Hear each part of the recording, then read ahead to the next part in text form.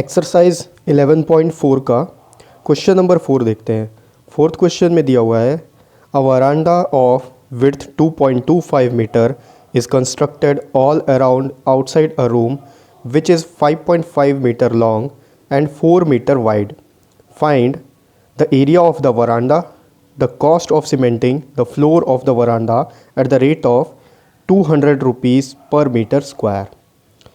तो देखो, एक रूम है, उस रूम के चारों तरफ वरांडा है और जो वरांडा है उस वरांडे का विड्थ जो है वो 2.25 मीटर है और जो रूम है उस रूम का लेंथ दिया हुआ है 5.5 मीटर और उसका ब्रेड्थ दिया हुआ है 4 मीटर। क्वेश्चन में बोल रहा है कि हमको फाइंड आउट करना है कि उसका जो वरांडा है उस वरांडा का एरिया कितना है और उसके बाद हमको ये भी बताना है कि उस वरांडे को फ्लोरिंग करने के लिए अगर 1 मीटर स्क्वायर को 200 रुपीज़ लगता है तो पूरे वरांडा को सीमेंटिंग करने के लिए कितना पैसा लगेगा। ठीक है, चलिए इसको वाइट बोर्ड में अपन सॉल्व करते हैं। क्वेश्चन के अकॉर्डिंग एक रफ डायग्राम बनाते हैं। तो देखो, क्वेश्चन में बोल रहा है एक रूम है, ये एक रूम है, इस रूम का लेंथ और ब्रेड्थ दिया हुआ है। लेंथ उसका दिया हुआ है 5.5 मीटर और इसका जो ब्रेड्थ है, ब्रेड्थ उसमें दिया हुआ है 4 मीटर। अब इस रूम के चारों तरफ एक वरांडा है, ठीक, ये इस तरीके का ये वरांडा है, खाली एरिया है इसका। अब क्वेश्चन में बोल रहा है कि ये जो वरांडा है इसका विड्थ जो है, इसका विड्थ दिया हुआ है क्वेश्चन में, विड्थ यानी कि ब्रेड्थ वो दिया है 2.25 मीटर का है।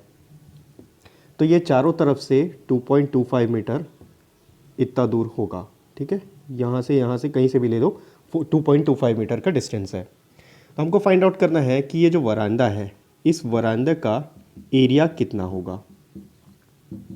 और अगर एक बार एरिया पता चल जाए तो हमको ये बताना है कि इस वरांडा में अगर फ्लोरिंग करना है या सीमेंटिंग करना है तो सीमेंटिंग करने का कॉस्ट यानी कि कितना रुपए लग जाएगा। अगर 1 मीटर यानी कि छोटा सा एरिया को, इसमें से इतने पोर्शन को 1 मीटर स्क्वायर एरिया को सीमेंटिंग करने के लिए हमको क्वेश्चन में दिया है, इसमें लग रहा है 200 रुपीज़। तो टोटल जो वरांडा है उसको फ्लोरिंग करने का कितना चार्ज लगेगा या कितना पैसे लगेंगे।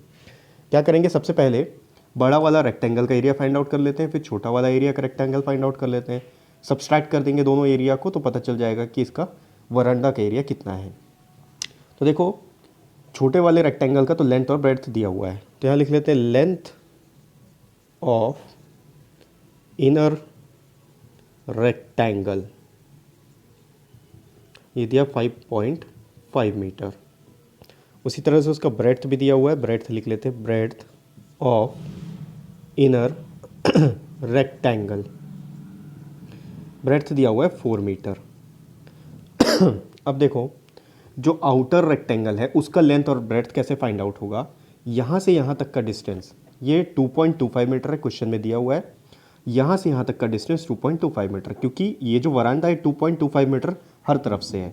ठीक है, तो ये 2.25 मीटर, ये 2.25 मीटर, तो इसका लेंथ हमको पता चल जाएगा, इसके इक्वल हो जाएगा।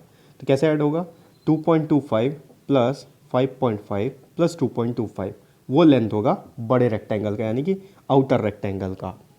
लेंथ ऑफ आउटर रेक्टेंगल ये हो जाएगा 2.25, पहले ये 2.25 प्लस 5.5 प्लस ये 2.25, इसको ऐड करके देखते हैं। अगर ऐड करेंगे तो ये होगा, देखो 2.25 प्लस 2.25 प्लस 5.5, 5 प्लस 5 ये हो गया 10,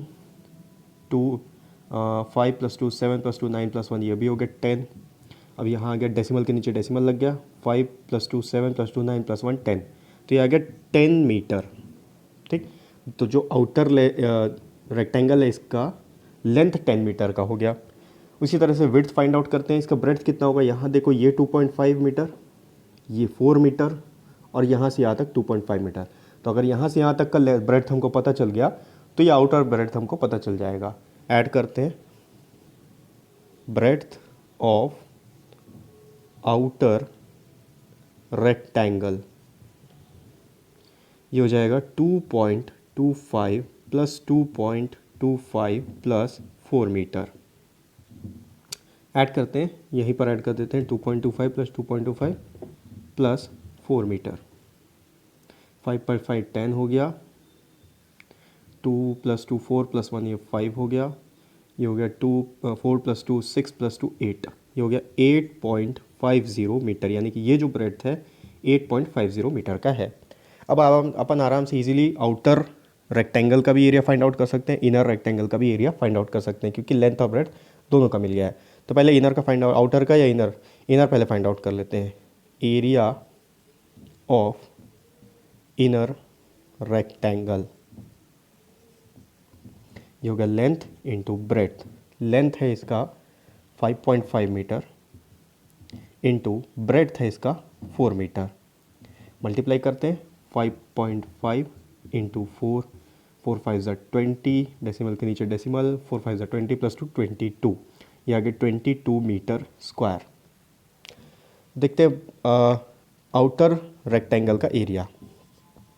एरिया ऑफ आउटर रेक्टेंगल,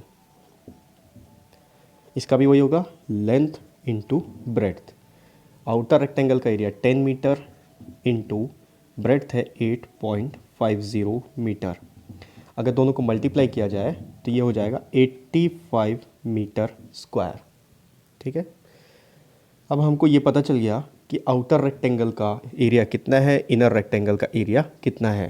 तो ये जो पोर्शन है एरिया ऑफ वरांडा, ये फाइंड आउट करते हैं हम।